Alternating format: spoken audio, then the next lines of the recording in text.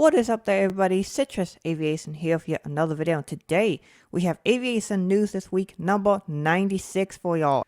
There is one particular commenter who really doesn't like music on my videos, and to you, sir, today is your video because there will be no music in this video just for you. And we are going to get started with a story by Simple Flying Aviation. They put this story out on, let me find the date here, September 29th, 2021. And this is North Atlantic leaks first 3 transatlantic 787 routes in DOT filing. Now, DOT stands for Department of Transportation. And whenever an airline wants to start a route, they have to file it with the Department of Transportation. And that's how usually these informations about the new routes come out.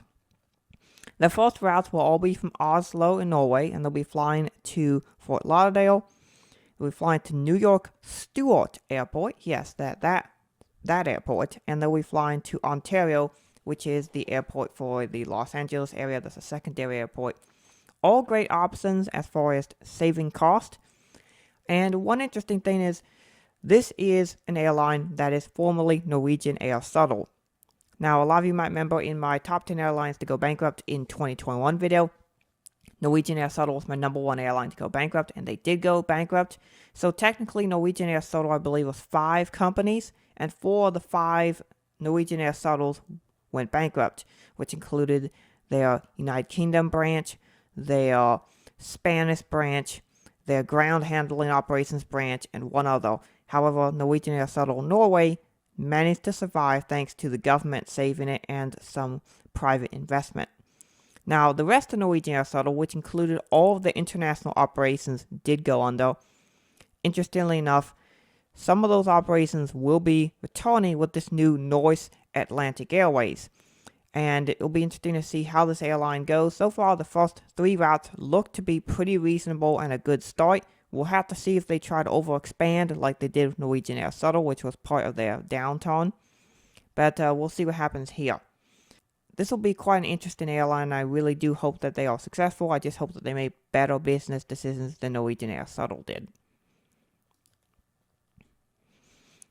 A Spirit Airlines A320Neo caught fire on a takeoff roll. Captain Joe did a really nice video on this, and I'll have that linked up right up top here so you can go watch it, or it'll be in the description so you can watch it after you finish watching this video first. But he did a great video talking about the situation, and I just wanted to share some pictures here taken by a photographer at the airport when the aircraft was returned to the gate. Here you can see some pictures of the damage that one board did to the engine. Just one board getting sucked into the engine caused all this damage on the departure roll.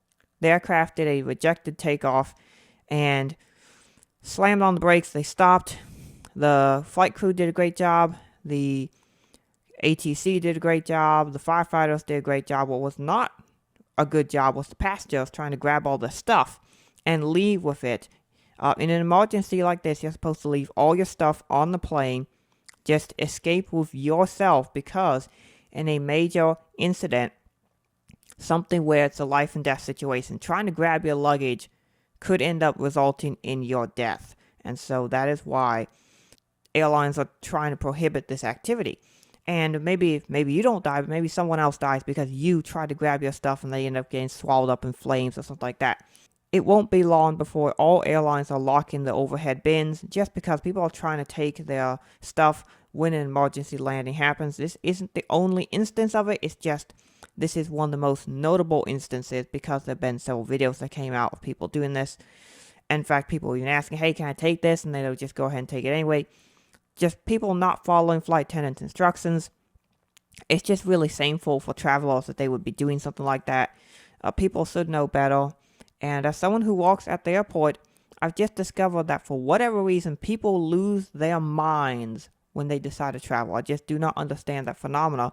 But people just, they just lose it somehow. They just do not understand that there's some rules that you have to follow in order to keep the aviation industry the safest in the world. But anyway, this was a very interesting incident and a huge reminder of follow instructions, leave your stuff behind if there's an accident or an incident, and how much damage this one flappy boy can do to an airplane. Flypop Airlines is a brand new airline which will be connecting India and the United Kingdom. In particular, this airline will be connecting UK travelers to places of interest for tourism in the country of India. So, for example, this airline will not be flying to New Delhi or Mumbai. It will be flying to secondary cities, and it's very clear this is a tourism-focused airline, and it'll be really interesting to see how this airline develops. Some pictures of the airline have come out. You're taking a look at a picture of the nose section, the front half of the aircraft, where it has the Flypop logo. It's basically the word pop with the word fly inside the O there. It's an interesting brand. Nothing really special with the front, but it is a nice, concise brand that does say what the airline is. And then over here, you can see the entire livery with the Flypop logo up front in big, bold billboard titles. You can see flypop.com near the rear section of the aircraft, and then you can see all the dots on the tail section.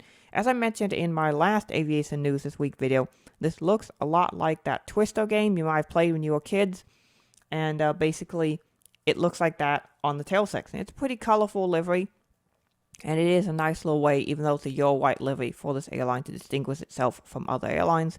I'm really interested to see how this airline goes, as it is a new marketing strategy to India, as this airline is picking up where other airlines such as Jetstar and Air India have dropped off, and it'll be interesting to see how they pick up in the market and if they are successful. After that news, we have some fleet news, and the first one here is the new United Airlines Boeing 757 livery.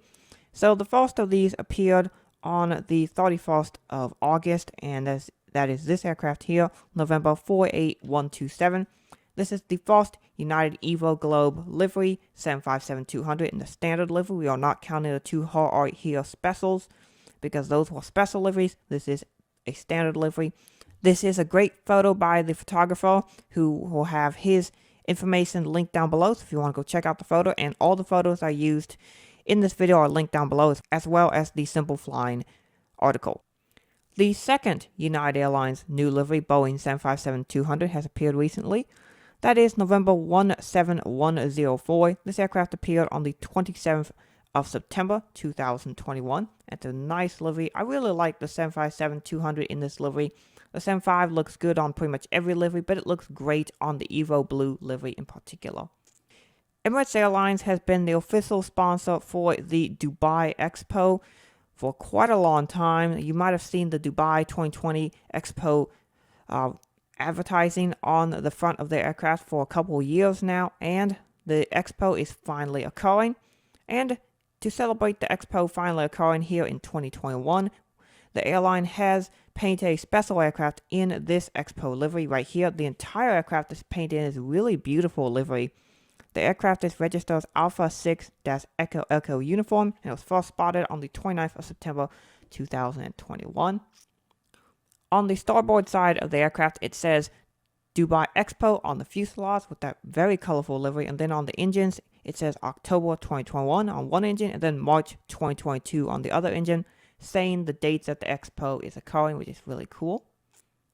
On the port side of the aircraft, it says Be Part of the Magic, and then on one engine it says Dubai, and on the other engine it says Expo. This is a fantastically designed livery, very nice, and I look forward to the Expo being successful and to seeing this livery around in the skies. It's a very cool livery, and definitely will be a very colorful and interesting livery for plane spotters to catch.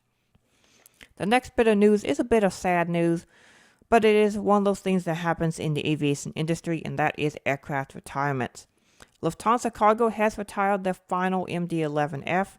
This aircraft was registered as Delta-Alpha Lima Charlie Charlie. It was an MD-11F, and this aircraft served for the airline for about 20 years, as did the majority of the MD-11 fleet. And this aircraft got a special Thank You MD-11 farewell livery on the 1st of October 2021. The aircraft flew its last flight on the 17th of October, flying from New York JFK to Frankfurt. And the aircraft will still be in service, but not with Lufthansa. It'll be transferred over to Western Global Airlines, where you will likely see this aircraft and several other former Lufthansa MD-11Fs operating for that airline. I would also like to thank everyone who allowed me to use their photo of the Lufthansa Cargo MD-11F. I got quite a few responses, and one of the things I will usually do is if there's an aircraft I want to use a photo of, I'll go onto JetPhotos, Airlines.net, or Planespots.net, and I'll send requests to photographers to use their photo. Now, usually I'll send about 5 or 6 requests to different photographers, and the reason for that is usually the majority of people don't ever respond, and that's understandable. People have busy days, or maybe they just don't want me to use their photo. That's cool. But what was incredible is with this request, when I sent request for this aircraft, most of the people who I asked actually allowed me to use their photos. So I really want to thank you all so much for allowing me to do that, and your photos are featured on this video. The very first Prime Air ATR has appeared. So Prime Air will be leasing quite a few ATR 72s from Silver Airways, and they'll be operating on smaller Prime Air routes. And this one here is November 919 Alpha Zulu, which will be the very first Prime Air ATR 72. As you can see, it's somewhat in a hybrid livery here, as this does still wear a standard white livery for the most part. And that's probably because this is a temporary wet lease, and so Amazon did not paint their entire livery on it just for now. It'll be interesting to see what ATR looks like in the full Prime Air livery, but right now this is just a bit of a hybrid livery. But still, it's a pretty cool livery. This aircraft was spotted on the 19th of October, 2021.